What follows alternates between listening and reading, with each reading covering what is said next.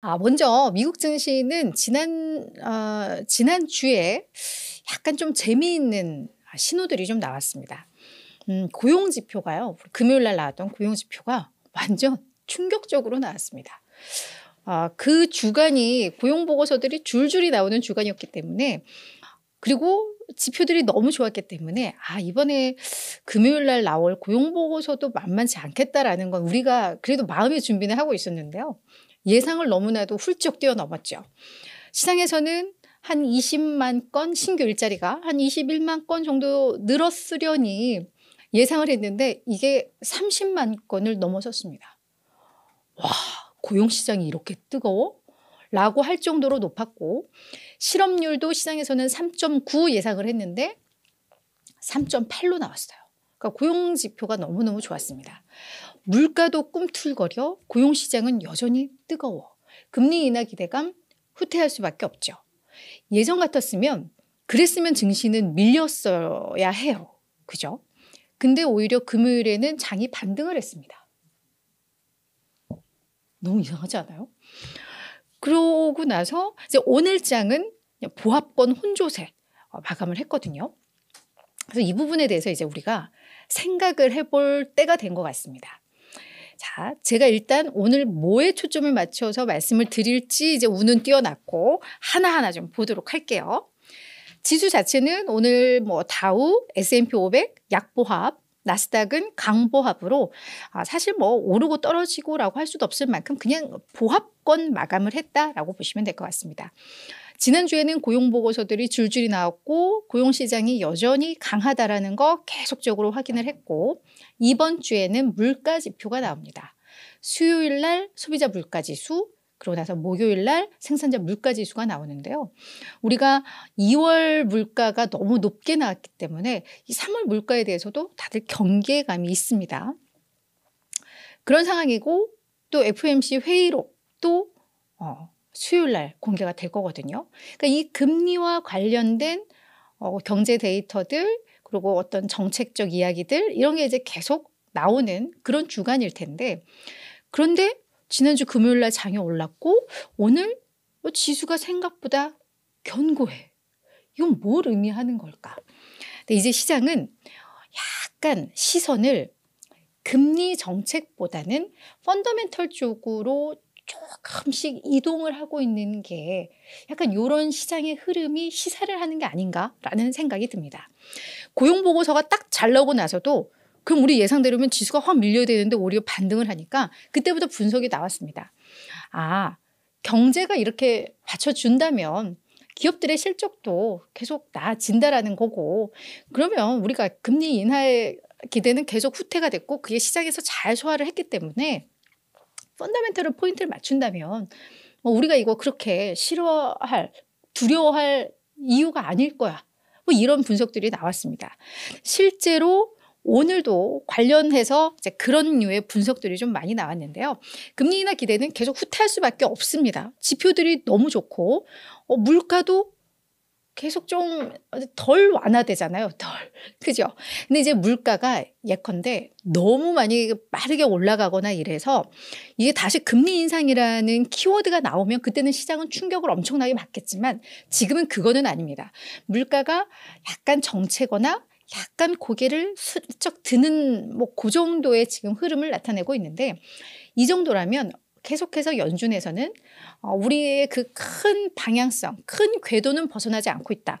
그러니까 그 궤도만 유지가 된다면 이 정도의 정체되는 것까지는 시장에서 어느 정도 이미 면역이 되었다, 소화를 할 수 있는 수준이 됐다라는 거죠.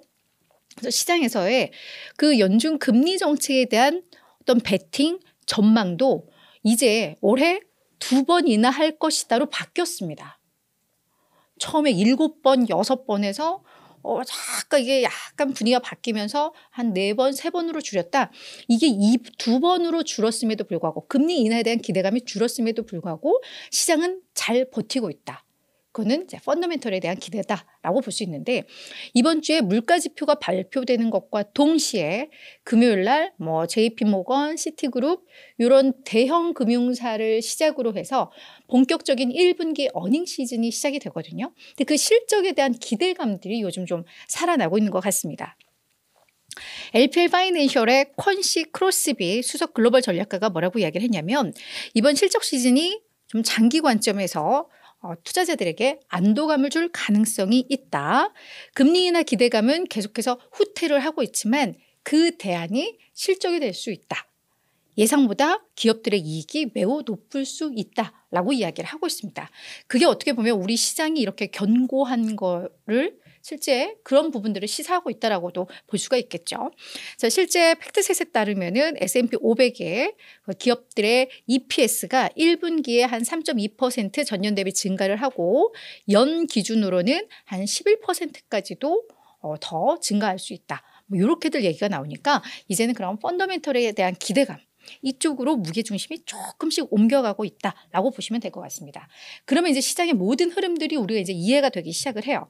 오늘 10년물 국채 수익률 올랐습니다. 한 4.42까지도 올랐고 올 들어 이제 최고치를 찍었음에도 불구하고 시장이 이렇게 버텼다라는 거 네, 이해가 되죠. 금리에 대한 기대감은 완화되고 있지만 이제 어떤 펀더멘털에 관심이 높아지고 있는 거.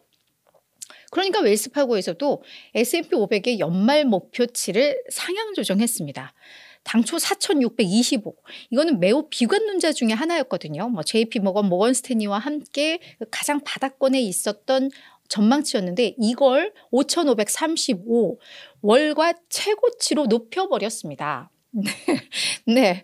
그래서 지금 월가의 S&P 500 연말 목표치 평균치가 지금 5,060이니까 와, 완전히 이 바닥권에 있던 걸 그냥 최상으로 높여버린 거죠. 그러면서 뭐라고 했냐면 웰스파고에서는 상반기에는 증시 변동성이 조금 확대될 수 있을 것 같다.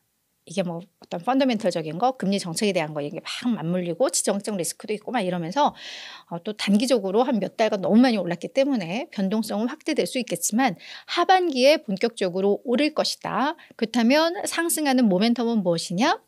AI 낙관론, 기업들의 실질적인 뭐 생산성 향상이라던가 뭐 투자 확대라던가 뭐 이런 부분으로 좀 이어지면서 AI의 이 낙관론이 기업의 실적 긍정적인 또 효과를 낼 수 있다라는 게 그 낙관론의 첫 번째 이유이고요.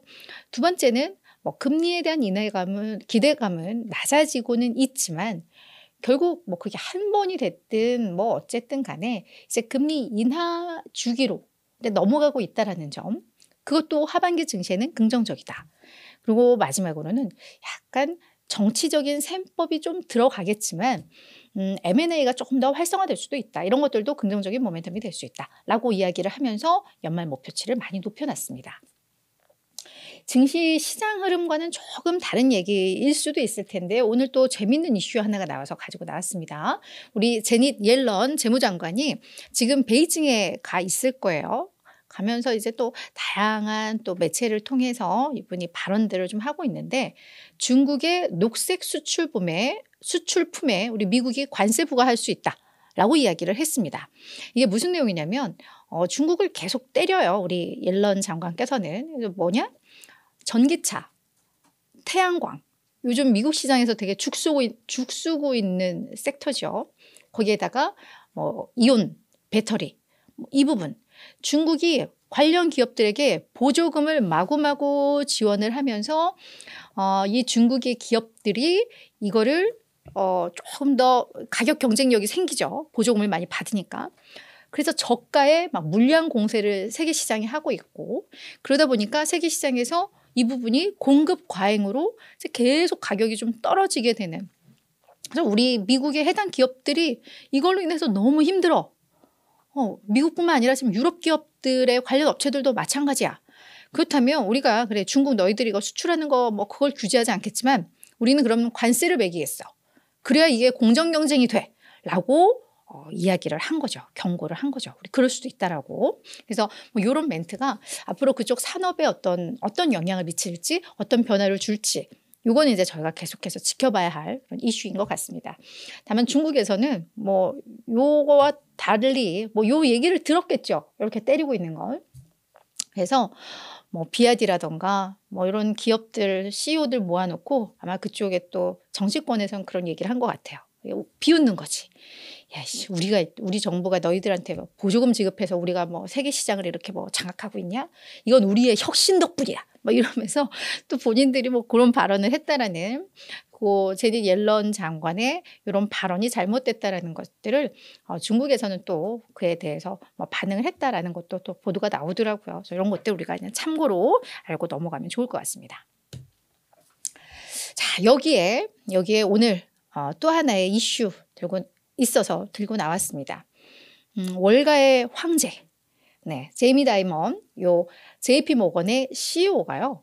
어찌 보면 시장에 좀 충격적일 수 있는 발언을 내놓았습니다. 그럼에도 시장에서는 그래도 이분의 발언의 영향력은 상당히 큼에도 불구하고 또 잘 소화를 해냈는데 JP 모건이 주주들에게 아마 매년 정기적으로 뭐 이런 설명서 같은 거, 뭐 보고서 같은 거를 아마 발송을 하는 것 같아요. 연례 서한이라고 해서 발송하고 이게 뭐 60페이지가 넘는 뭐 그런 부분인데 뭐 세계의 어떤 경제 상황이라던가 뭐 이런 다양한 것들, JP 모건의 그런 관점들을 주주들에게 보내는 건데 거기에서 우리 제이미 다이먼이 미국 금리가 8% 이상 수준까지도 도달할 수 있다라는 충격적인 내용을 담은 것으로 좀 알려졌습니다.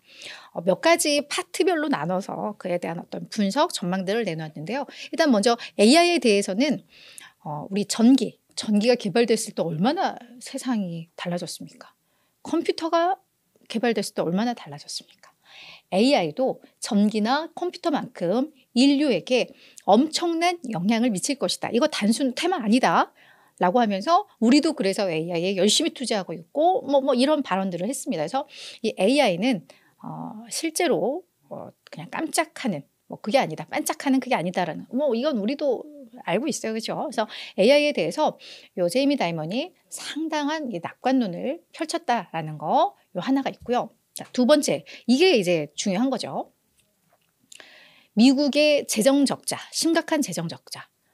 자꾸 재정 털어서 막 이거저거 보조금 주고 막 가게 지원하고 이래요. 이 재정 지출이 계속해서 늘면서 점점 심각해지는 재정 적자 문제. 여기에다가 중동, 뭐 지금 뭐 이스라엘과 뭐 이란, 요 되게 정말 엄청나게 고조되고 있죠. 그리고 러시아와 우크라이나. 요 지정학적 리스크. 이분은 요 지정학적 리스크를 상당히 우려하는 그런 입장입니다. 뭐 우리도 다 같이 우려를 하지만 우리는 또 먼 곳에 있다 보니까 민감도가 조금 떨어지는 것 같긴 한데 이 러시아, 우크라이나, 이란, 이스라엘 이런 지정학적 리스크가 제2차 세계대전을 능가할 수 있는 위험을 초래할 수 있다. 그 정도로 이걸 되게 위험하게 좀 인식을 하고 있습니다. 그래서 지정학적 리스크와 심각한 재정 적자 이런 문제들이 계속해서 인플레이션을 압력할 수 있고 압박할 수 있고 그걸로 인해서 미국 금리는 8% 이상 수준까지 높아질 수도 있다. 우리는 거기에 대비를 좀 해야 된다라고 이야기를 하고 있습니다. 그러면서 지금 시장이 증시가 꼿꼿하게 이렇게 버티고 있는 건 우리 경제에 대해서는 어떤 자신감을 갖고 있잖아요. 시장 투자자들이. 경제에 연착륙한다. 그래서 지금의 이런 지수 흐름이나 이런 걸 봤을 때 연착륙 가능성을 시장에서는 한 7, 80%로 보고 그걸 지금 시장에 그 부분이 반영이 되고 있다. 하지만 내가 볼 때는 이 연착륙 가능성 시장의 그런 기대보다 훨씬 낮다라고 이야기를 하고 있습니다. 그래서 경제 상황도 시장은 너무 긍정적으로 보고 있고 인플레이션에 대해서도 그렇고 자기가 볼 땐 그렇지 않다. 이거는 계속해서 이런 방어적인 멘트를 꽤 오랜 기간 하고 계시는데 이런 내용들이 좀 있었다라는 거 우리가 또 알고 넘어갈 필요는 있을 것 같아요. 그래서 또 시장에 대해서 너무 자신감이 붙어도 안 되고 한쪽에서는 리스크 관리도 하면서 또 시장의 흐름을 또 따라가는 뭐 그런 자세가 좀 필요할 것 같습니다. 이분이 되게 가볍게 말을 또 하는 뭐 그런 유형은 아니기 때문에 저희가 그냥 무시할 멘트들은 아닐 수도 있어요. 그죠? 그래서 그런 것들 좀 참고를 하면 좋을 것 같습니다.